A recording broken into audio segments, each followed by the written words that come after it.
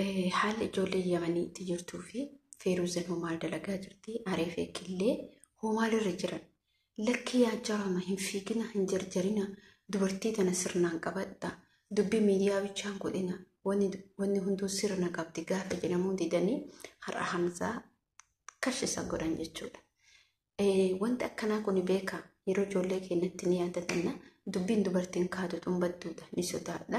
Assalaamu alaykum warahmatullahi wabarakatuh. Kam jirtu nagaa keessanii fi keessanii isin jecha.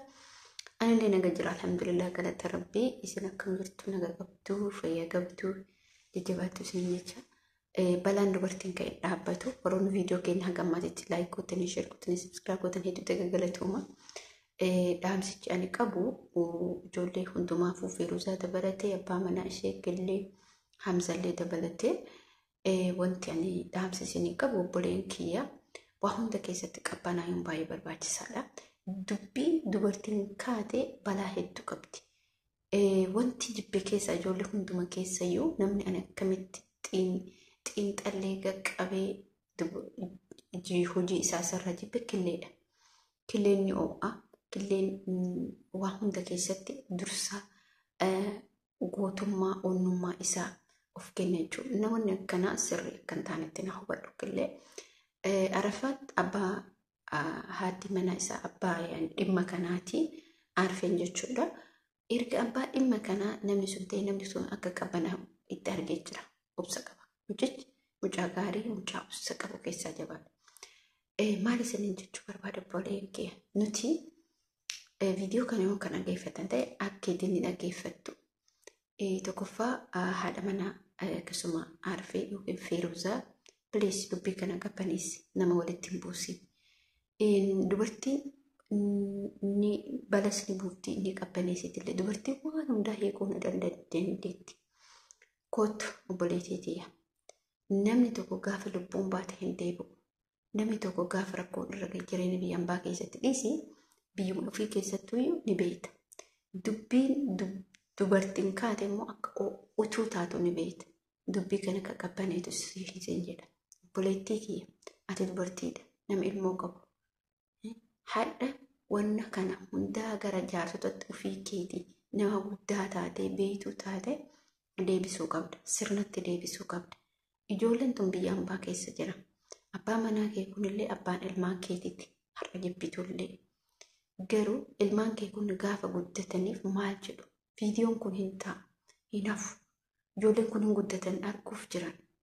Ati billaa aleeke rabbi jabbu abbaa manaa kee kana takki araarami takki mootuyyuu sirnatti deebisaa gara tokkotti wal ilaala. Waliin fixina waliin nyaatina jireenya biyya hambaa keessatti wallahi fokkattanii jirtanii. Dhaamsan Killee qabu Killee Arafaatee akkasuma Hamzaa dhaamsan isaanii qabu. Ani gaafuma duraatu mucaa san akka isaan qabanii Killeen tirtirisanitti hin jibbe. Maaliif jibbe? Mucaan kun daa'ima miskiina akirarraati. Dubbii kan harka keessaan qabu. Dhagayus mucaan akka ijoollummaa qabu hin beektan. Wallaahi hin jibbe gaafuma sanuu mucaa sanarratti baay'ee tokkotti jibbe. Waan ani jibbe jibbaan ani isa jibbe ijarri qabu sana. Fayyaalummaa qaba. Fayyaalummaa qaba. Icciitii kana hummoo keessa deemee hin beeku.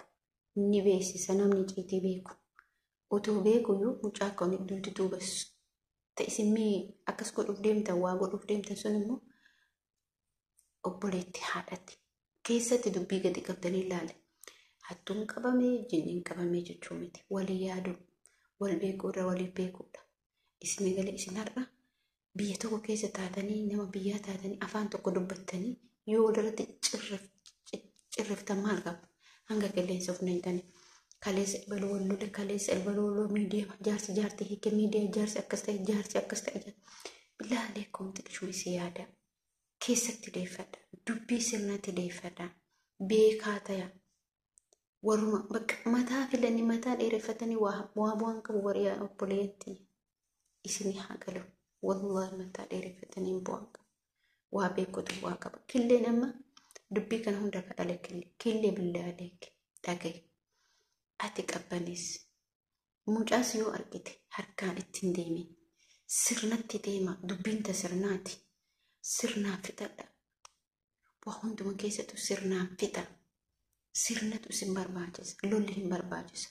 Ati amma fakkeenyaaf killee gaafa harkaan namatti deemtu gaafa nama tokko dhoofte ilmoo qabda, haadha manaa qabda, mataa kee dhoofte, harka kee dhoofte, ilma kee dhoofte. Akkamitti yaadna? Har'a akkamitti ol kaatee balaa dhalta? Har'a akkamitti ol kaatee ijoollee tana rakkoorraan qabuuf deemte?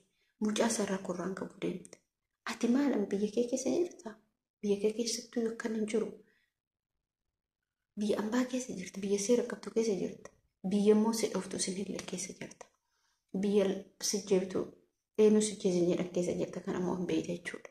Mirgi jedhamullee mirgi akkasii kan jirre hin beekne keessattuu Yaman, Ijipti kana hin beekne, Saudi Arabiyaa hin beekne.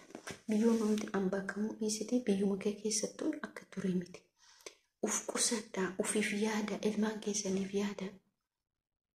Biyyuma keessaniif yaada ijoollee Oromootti achi keessatti kan wal gochuu dhiisaa dalagadha. Jaartiin aarfee yoo deemtellee yoo teettellee duraa karoorfattee murtee mataa isee murteeffattee jirti. Ani aarfeen naan taane erga jettee dirqamaan nama teessisu hin jiru. Himmuutu sirnaan deemanii seeran deemanii jechuudha. Akkanumatti ol kaatanii nama nyaachuu, nama qabuu, hattuun qabamte, hattuun akkas taate wallaa dadhabnee jirra nuti. Maanuu laaltan jechuuf gara itti isin dhiifnu hin qabdu. Maanuu irraa dubbatan jechuuf gara itti laazima isin irraa dubbachuu qabdu. Yoo nuti isin irraa dubbanne eenyu isin irraa dubbata? Sii galee tokko kana qabe. Wali hin qilleensan naqina. Gattaa hojii keessan dalagadha. Gattaa diraamaa keessan dalagadha. Gattaa biraankii keessan dalagadha. Gattaa ammoo hojii keessanitti seenaa hojii keessan dalagadha. Bu'aan wal galgalaa ganam wal fixaniif hin jirtu. Ani kanuma isinitti dhaama. Dadhabnee jirra nuti.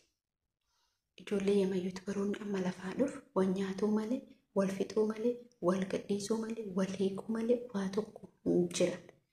Dadhabnee mataan nu dhukkubee jira. Kana yoo ka dhageettan taate, yoo nurraa ka fudhattan taate. Ani aarfellee akka dubbii kana qabbaneessutti beeka. Sirna itti godhu. Dubbii kee sirna itti godhu. Haadha manaa kee falatti ilaalladhu. Barbaadu dhiisi. Nuun galchuu kasanii. Haadha manaa kee yoo jaalattee isheen si jaalatte deeffadhu. Sirnaan deeffadhu. Dogongortee miti. Dogongora isiisan akkasumatti dhiisi. Irra kuttee deeffadhu. Haadha ilmaan keetiiti. Isin immoo gaabbitee deebitu jira. Deebitu immoo sin argattu. Dhumatee dubbii. Kanaaf obboleen kee Yaman keessa jirtan. Bilis of eeggannoo godha. Of eeggannoo jabduu godha. Of eeggannoo jajjabduu godha. Of eeggannoo cimtuu godha. Isinii galee ani waan isinitti dhaabadhu kanuma. Kanaaf booda waa tokko hin jiran. Nagaa Rabbii viidiyoo lammaffaatti dhufu irratti Rabbi walitti nu haa deebisu. Yoo yaada qabaattanii yaada keessan nuuf laadhaa.